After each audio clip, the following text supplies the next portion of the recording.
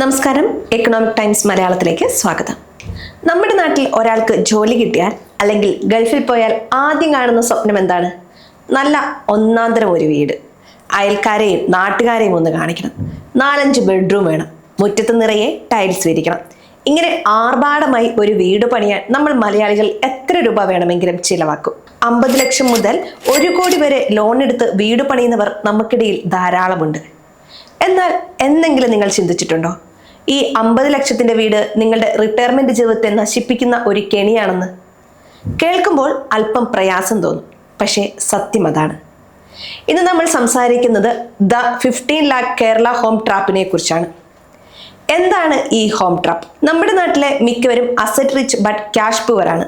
അതായത് കയ്യിൽ കോടികളുടെ സ്വത്തുണ്ടാകും, താമസിക്കാൻ വലിയ വീടുണ്ടാവും, പക്ഷെ അത്യാവശ്യത്തിന് 1 ലക്ഷം രൂപ ചോദിച്ചാൽ കയ്യിലുണ്ടാകില്ല. കാരണം നമ്മൾ സമ്പാദിച്ചതും ലോൺ എടുത്തതുമായ പണം മുഴുവൻ ഈ വീടുകൾക്കുള്ളിൽ തളച്ചിട്ടിരിക്കുകയാണ്. നമുക്ക് പ്രായമാകുമ്പോൾ ഈ വലിയ വീട് നമുക്ക് വരുമാനം തരുമോ? ഇല്ലെന്ന് മാത്രമല്ല, പെയിന്റ് അടിക്കാനും പൈപ്പ് നന്നാക്കാനും ടാക്സ് അടയ്ക്കാനും വീണ്ടും പണം ചെലവാക്കേണ്ടി വരും. ഇതാണ് ഡെഡ് അസറ്റ് എന്ന് പറയുന്നത്. നമുക്ക് ഇതൊരു കണക്ക് വെച്ച് തന്നെ സംസാരിക്കാം. നിങ്ങളൊരു 3000 സ്ക്വയർ ഫീറ്റ് വീട് പണിയാൻ പ്ലാൻ ചെയ്യുന്നു എന്ന് കരുതുക. ഇതിന് ഏകദേശം 60 ലക്ഷം രൂപ ചെലവാകും.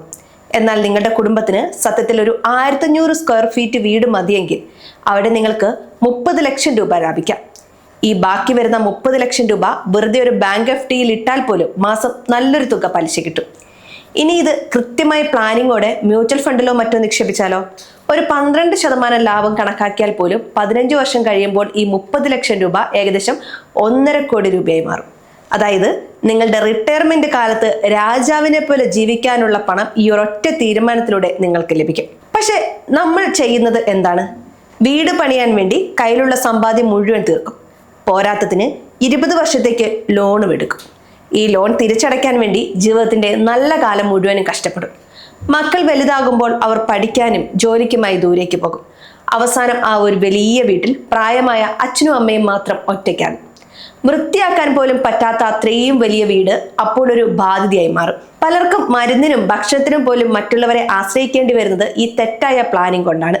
വീട് വേണ്ട എന്നല്ല ഞാൻ പറഞ്ഞു വരുന്നതിന്റെ അർത്ഥം. വീട് വേണം, പക്ഷെ അത് നമ്മുടെ സാമ്പത്തിക ഭദ്രത തകർക്കുന്നതാകരുത്. ഇതിനാണ് ഹൈബ്രിഡ് ഹോം സ്ട്രാറ്റജി എന്ന് പറയുന്നത്. അതായത് നമുക്ക് ഇപ്പോൾ ആവശ്യമുള്ള സൗകര്യങ്ങളുള്ള ഒരു ചെറിയ വീട് പണിയുക. ഭാവിയിൽ കുട്ടികൾക്ക് വേണ്ടി മുറികൾ വേണമെന്നുണ്ടെങ്കിൽ അത് പണിയാനുള്ള സൗകര്യം മാത്രം ഇട്ടാൽ മതി. വീടിന്റെ വലിപ്പം കുറച്ച് ആ പണം കൃത്യമായി നിക്ഷേപിക്കുക. കേരളത്തിലെ കാലാവസ്ഥ അനുസരിച്ച് വലിയ വീടുകൾ പരിപാലിക്കുക എന്നത് വലിയ ചിലവുള്ള കാര്യമാണ്. ചൂട് കൂടുമ്പോൾ AC ഇടണം, വലിയ മുറികളാകുമ്പോൾ കറണ്ട് ബില്ല് കൂടും. ഇങ്ങനെ ഓരോ കാര്യത്തിലും പണം ചോർന്നു പോയിക്കൊണ്ടിരിക്കും. പലരും പറയുന്നത് കേട്ടിട്ടുണ്ട് വീടൊരു നിക്ഷേപമാണെന്ന്. എന്നാൽ താമസിക്കുന്ന വീട് ഒരിക്കലും ഒരു ഇൻവെസ്റ്റ്മെന്റ് അല്ല. കാരണം അത് വിറ്റ് നിങ്ങൾക്ക് ലാഭം എടുക്കാൻ കഴിയില്ല. നിങ്ങളത് വിറ്റാൽ പിന്നെ എവിടെ താമസിക്കും? അതുകൊണ്ട് വീടിനൊരു ഇമോഷണൽ നീഡായി മാത്രം കാണുക. അതിന് അമിതമായി പണം ചെലവഴിക്കുന്നത് ഒഴിവാക്കുക. 2026 ഈ കാലഘട്ടത്തിൽ പണത്തിന്റെ മൂല്യം അറിഞ്ഞ് പ്രവർത്തിച്ചില്ലെങ്കിൽ നമ്മുടെ വാർദ്ധക്യം കഷ്ടപ്പാടിലാകും. ഇത് നമ്മൾ കണ്ടുവരുന്നത് വീട് പണിയാൻ വേണ്ടി ഇൻഷുറൻസ് പോളിസികൾ സറണ്ടർ ചെയ്യുന്നവരെയും സ്വർണം വിൽക്കുന്നവരെയുമാണ്. ഇത് വലിയൊരു അബദ്ധമാണ്. റിട്ടയർമെന്റ് ഫണ്ട് എന്നത് തൊടാൻ പാടില്ലാത്ത ഒന്നാണ്. വീടിന് വേണ്ടി അത് ചെലവാക്കിയാൽ പിന്നീട് ലോൺ കിട്ടില്ല, ആരും സഹായിക്കാനും ഉണ്ടാവില്ല. നിങ്ങളുടെ കയ്യിൽ പണമുണ്ടെങ്കിൽ മാത്രമേ ലോകം നിങ്ങളെ ബഹുമാനിക്കൂ എന്ന സത്യം നിങ്ങൾ മറക്കരുത്. അതുകൊണ്ട് വീട് പണിയാൻ ഒരുങ്ങുന്നവർ ഈ കാര്യങ്ങൾ ശ്രദ്ധിക്കുക. 1. വീടിന്റെ വലിപ്പം കുറയ്ക്കുക. 2.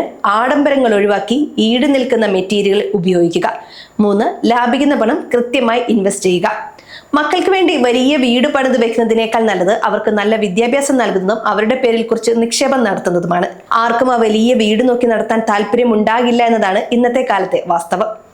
നമ്മുടെ ജീവിതം എൻജോയ് ചെയ്യാനുള്ളതാണ്. അത് വലിയൊരു വീടിന്റെ EMI അടച്ചു തീർക്കാൻ മാത്രമുള്ളതാകരുത്. മിതത്വം പാലിച്ചാൽ നമുക്ക് സമാധാനമായി ഉറങ്ങാം, നല്ലൊരു തുക സമ്പാദിക്കാം.